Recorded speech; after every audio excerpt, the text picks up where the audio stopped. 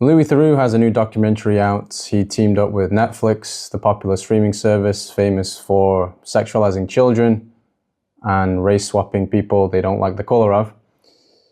We're going to talk about it. Lots to say. It's in many ways a missed opportunity. You could argue it's a decade late. But there was an opportunity to do some good stuff with it, but unfortunately, it's pretty lackluster. Now, before we actually get to the meat of the documentary, I thought it might be useful to first share some comments from Theroux that were delivered in 2023 that seem somewhat relevant. Louis Theroux has said it's harder to get programs made about risky subjects because broadcasters like the BBC are now, quote, playing it safe. He also talks about the streaming industry as a competitor to traditional broadcasting. The BBC writes, "There is still a role for public service broadcasters in the streaming age, though," he said. Quote, "These streamers, as much as I love them, they're not doing the news. They're not doing local news. They're not doing carefully calibrated civic content, like local news coverage, documentary making, and they're not British focused. Netflix is amazing, but it's a transnational corporation with a global outlook. It's not telling me much about what's happening in London." BBC goes on to say, in closing, however, he admitted he took his interview podcast from the BBC to Spotify because, quote, "I chased the money bags." So Theroux complains that we aren't taking enough risks, basically. We're playing it safe. And then in 2026, he teams up with arguably the wokest platform on earth, Netflix, maybe second only to Disney, perhaps. And he makes a documentary on what? The Manosphere. Now, if he'd done this in 2015 or 2016, this might have been novel, risque. But now, he even admits in the documentary that a lot of this masculine culture that he is highlighting is no longer fringe. It's mainstream. So why would he make this of all the things he could make? And whenever you think about a documentary, the topic of it, the theme, you've got to ask, why this topic and not another one? Now, Louis Theroux is from England. You're concerned about toxic masculinity, are you? So you fly to the US to interview these streamers, knowing, as everyone now knows, what's going on in the UK and what has been going on for decades now. I don't even need to say it, you already know what I'm talking about. Where's the documentary about that? Netflix didn't want to sign you a blank check for that one? Right. So in terms of the Manosphere figures that he interviews and gets to follow around, basically none of the biggest ones are willing to talk to him. He doesn't get to talk to the Tates, he doesn't talk to Bill Zarian, doesn't talk to Joe Rogan.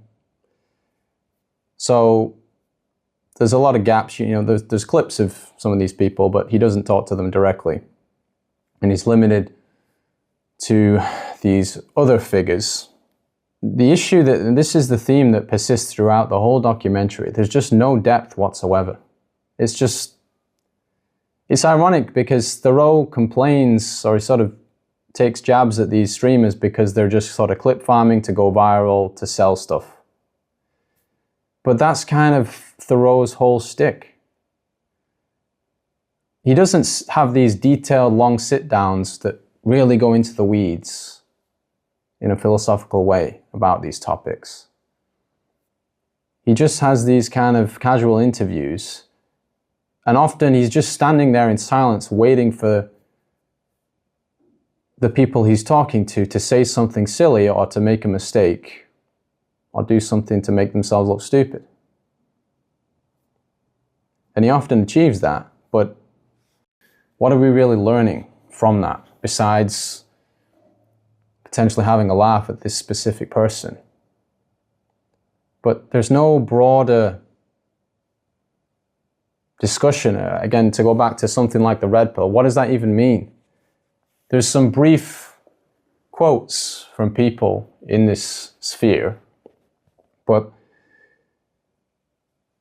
there's no real discussion about how it arose, how it evolved out of this PUA community in the sort of late 90s, early 2000s, the Neil Strauss, the game, mystery, then the day game, London scene, all this stuff, and then how these men became political later on. And they combined evo-psych theory from people like David Buss with, and then they sort of merged that with contemporary politics. Yeah, there's not really an attempt to understand their beliefs in a more detailed way. And that's not to say that they're right,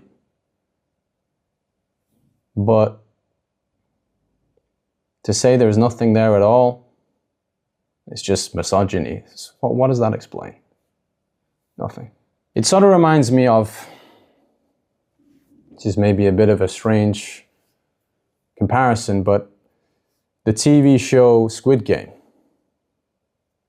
of which I only watched the first season.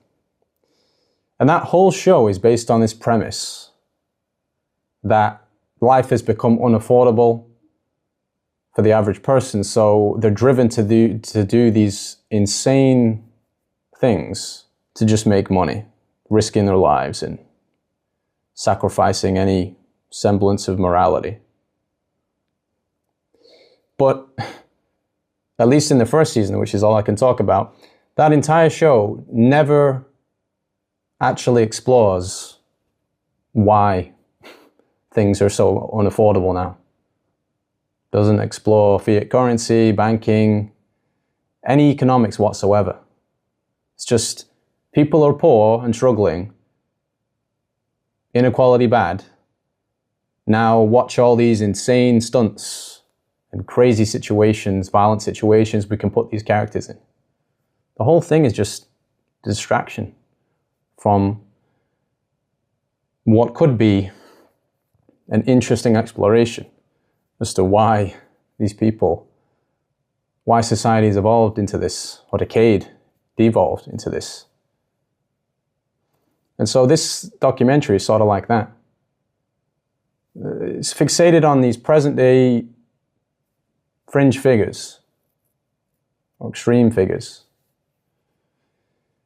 But there's never an attempt to understand really, okay, what is the environment that brought them into this kind of way of thinking. Later in the documentary, there is this brief comment on some of their histories, like Jay Waller, very destructive upbringing, and his mom was violent, and his dad was prevented from seeing him. And Tate, although again he's not interviewed, he's spoken about being beaten up by his family as well. I think there is another one. Yeah, the British guy, HS, he's from a single parent household as well. Yeah, he suggests that, this is just a product of trauma, why these men have become this way. Okay, let's assume that's true. Well, what does that tell you? A lot of these men grew up without dads who chose the men that didn't stick around. The moms, right?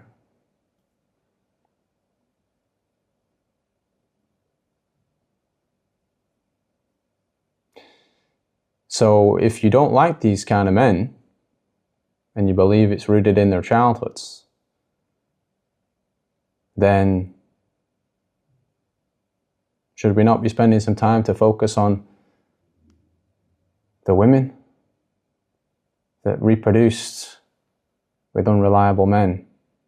This is where it would have been good to have someone like Warren Farrell that's written a ton about fatherlessness and huge amount of damage it does to children. There's just not seemingly the interest to go into that much detail, and it's just more about making these people look kind of dumb. Now, throughout the documentary, some of the Manosphere influencers that he interviews, they're in the street or in public, and their fans just appear and are wanting to shake hands with them and very complimentary. And Theroux, he talks to a couple of these guys, I think 2 that were fans of Jay Waller. They make this comment about just this the 9 to 5 stuff is just that's not going to help them achieve their aims in life.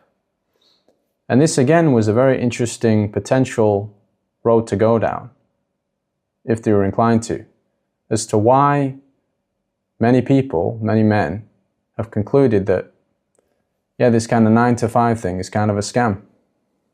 Why is that? And in a similar vein to Squid Game and the missed opportunity there's an overlap where the reason a growing number of people are sick of this 9 to 5 is because the inflation has gotten so bad now.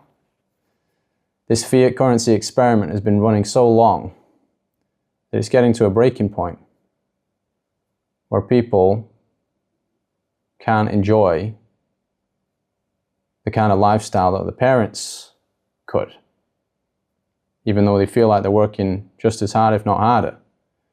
But the purchasing power continues to decline because the system we're in is set up in such a way that it demands that the currency devalues. None of this is explored from this economic standpoint. And we know that incentives have a huge impact on people's decision-making. So this being overlooked, just another major oversight. So there's not too much more to say. He follows these guys around. He takes some issues with their dating habits, the marriage arrangements they have, or the fact that they sell courses or trading services that are potentially shady. But beyond that, there's not much else there. It doesn't really go into much big picture stuff which would actually be interesting.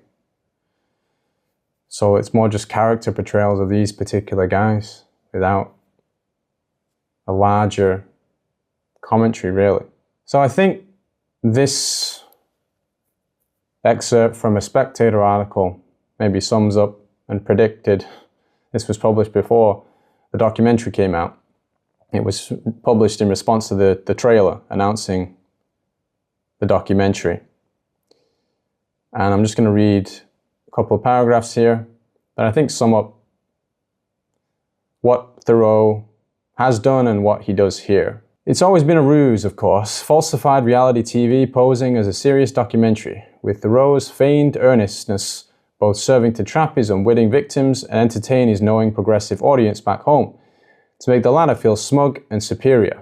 Audiences in Britain have always warmed to Louis Theroux because he helps us to assuage our inferiority complex in relation to Americans. He plays to the ancient perception that we are culturally and intellectually more elevated, even if we are less powerful and consequential.